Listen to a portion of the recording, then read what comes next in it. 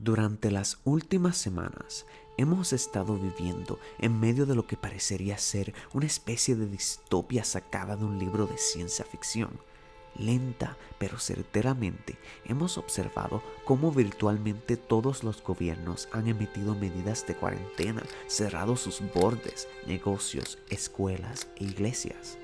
Mucha tinta digital se ha derramado y se continúa derramando sobre las repercusiones políticas, económicas y sociales para el mundo en medio de la presente crisis. Sin embargo, en este video me gustaría hablar de una idea teológica de mucha relevancia para los tiempos en los cuales estamos viviendo: la doctrina del sufrimiento. Uno de los hechos más obvios y fundamentales de la experiencia humana es que, sin importar dónde hayamos nacido, qué credo poseamos, a qué raza o clase social pertenezcamos, sufriremos. La pregunta entonces no es tanto si vamos a sufrir, sino más bien cómo sufriremos. ¿Cómo reaccionaremos ante nuestro sufrimiento y el de otros?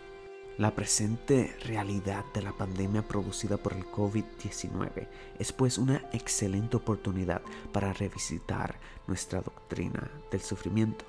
Lamentablemente, dentro de la cultura evangélica, la doctrina cristiana del sufrimiento se ha perdido.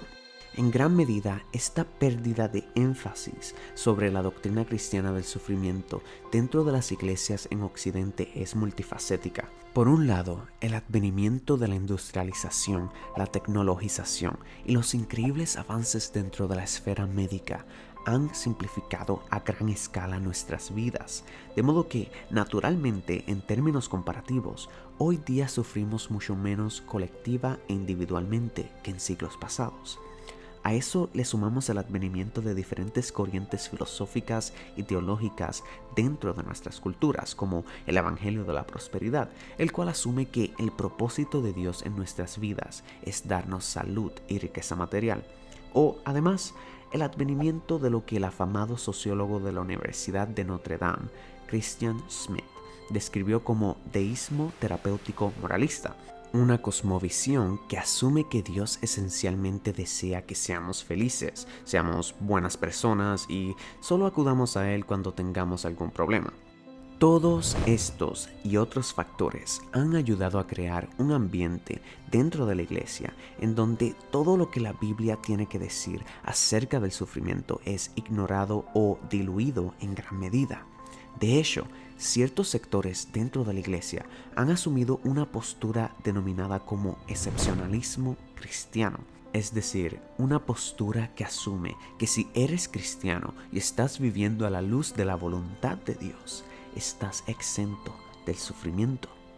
En términos seculares, este fenómeno es usualmente descrito como la ilusión de la invulnerabilidad, una tendencia innata en todos los seres humanos a asumir que somos menos vulnerables que otros a experimentar X o Y tipo de riesgo. De ahí a que en muchas ocasiones, cuando nos vemos envueltos en medio del sufrimiento, nos preguntemos: ¿por qué yo?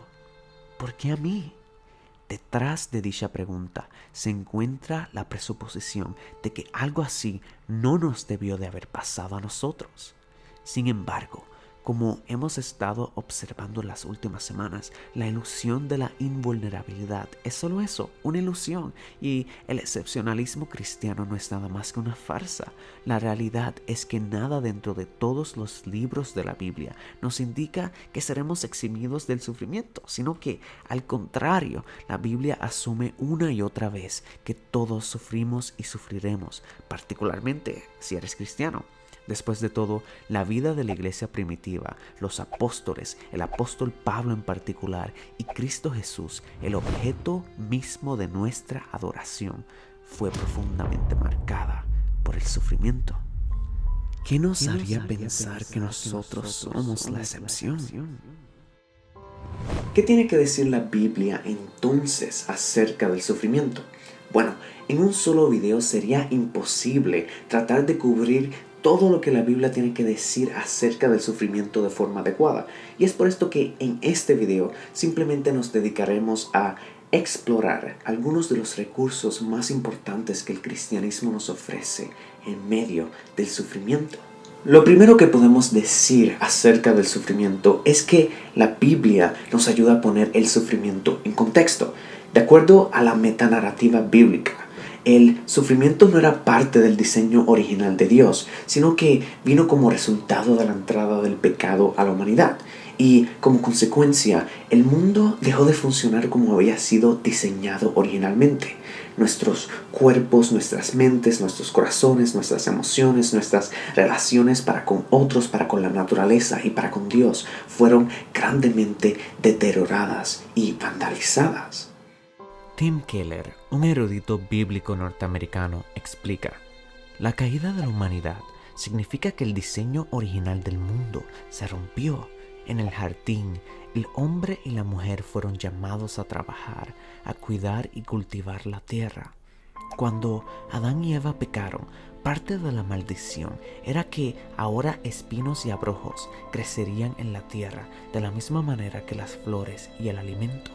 Esto significa que el buen diseño de vida que Dios creó no ha sido completamente erradicado, pero ahora cae corto de su propósito original. La doctrina de la caída, pues, nos da un entendimiento excepcionalmente matizado del sufrimiento. Esta noción del sufrimiento nos permite llegar a ciertas conclusiones. Para empezar, de acuerdo a la Biblia, el quebrantamiento del mundo es una herencia que le corresponde a toda la humanidad. Aquellos que sufren no necesariamente están recibiendo un castigo divino, sino que están siendo partícipes de la experiencia humana universal a causa de la caída.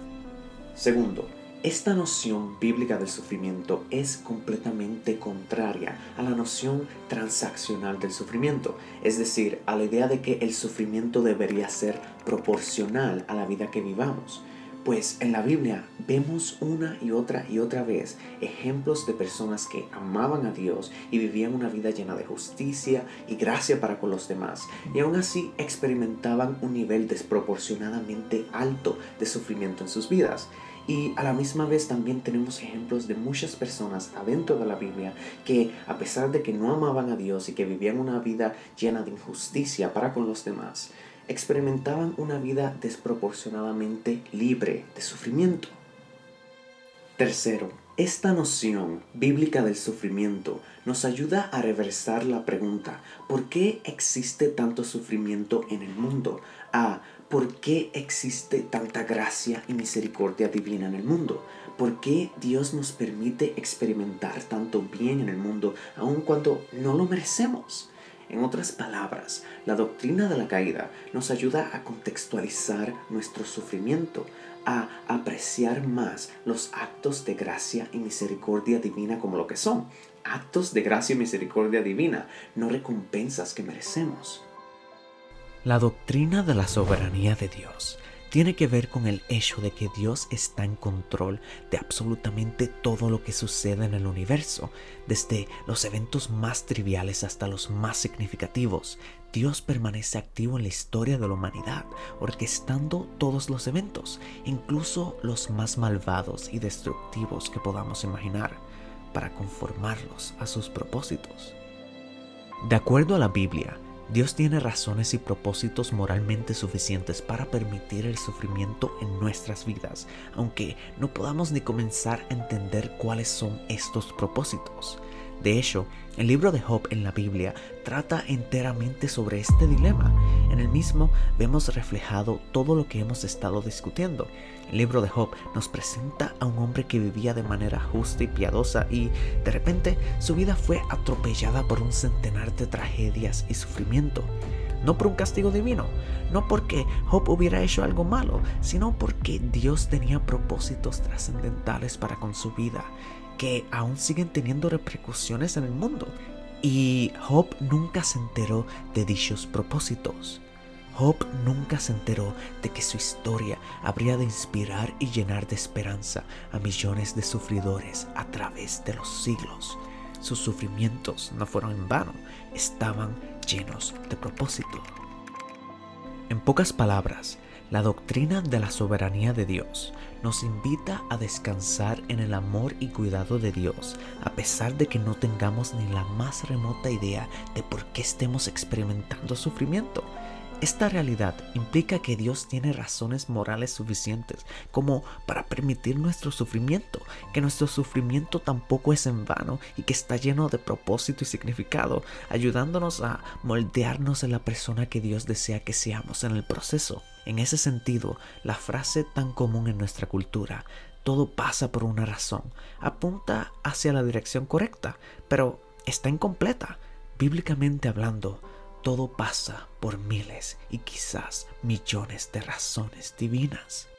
De la misma manera en que Job nunca se enteró de las razones trascendentales detrás de su sufrimiento, nosotros nunca nos enteraremos de forma exhaustiva de las razones detrás de nuestro propio sufrimiento.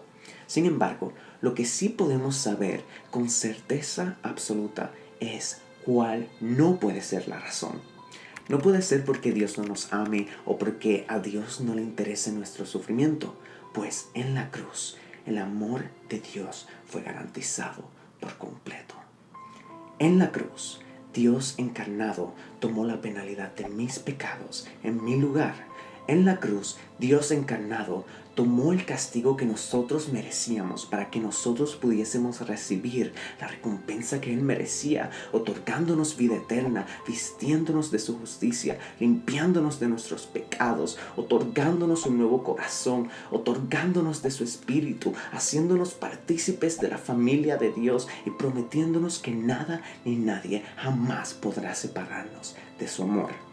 Si todo eso es cierto, es literalmente y lógicamente imposible que la razón detrás de nuestro sufrimiento sea porque Dios no nos ame o porque a Dios no le interesa nuestro sufrimiento.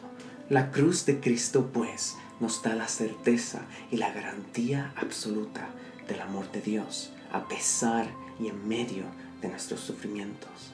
Pues en la cruz de Cristo el amor de Dios fue garantizado y sellado de manera absoluta.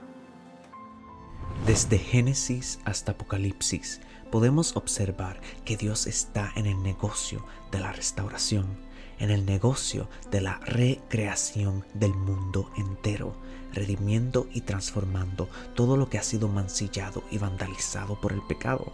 Si estás en Cristo hoy, tú misma puedes dar testimonio de ello, pues en Cristo Dios nos otorgó un nuevo corazón, transformando nuestra vida de forma comprensiva y perfeccionándonos hasta el día en que Él nos llame. Pero la Biblia también habla de la restauración del mundo. La Biblia nos narra que un día Dios descenderá de los cielos a restaurar el mundo en el que vivimos por completo, erradicando el pecado y todas sus consecuencias, incluyendo todo dolor y sufrimiento, enjuagando todas nuestras lágrimas y uniendo el cielo y la tierra de forma permanente. En las palabras del teólogo del siglo XX, George Latt, una nueva creación es el glorioso final de la revelación de la salvación de Dios. Es el fin supremo de la historia de la salvación. ¿Cómo esta realidad ayuda a manejar nuestro sufrimiento? Pues bueno, simplemente nuestro conocimiento y anticipación de nuestro futuro informa cómo manejamos nuestro presente. Si sabemos cuál es el final de nuestra historia, podemos lidiar con el sufrimiento presente que experimentamos con valentía y esperanza. Estos 4 elementos de la fe cristiana en particular nos ayudan pues a contextualizar nuestro sufrimiento, a hacer sentido del mismo y a lidiar con el mismo con esperanza, paciencia y fe.